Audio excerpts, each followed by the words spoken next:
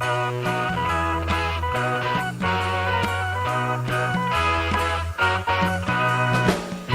then I got this idea about driving a cheesecake truck, because I figured at the end of the day, I could take some of the leftover cheesecakes home, and I love cheesecake. So I went to the Cheesecake Company, and they asked me if I could drive a truck, and I said yes, and they said, "You're hired." So the next day I got in the truck with all the cheesecakes, and I drove about a block, and I just had to have a cheesecake.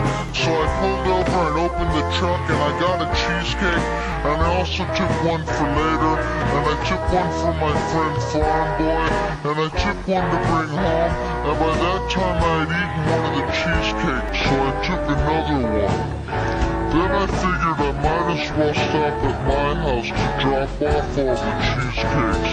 So I take 5 cakes to eat on the way, and I drive another block and a half to my house.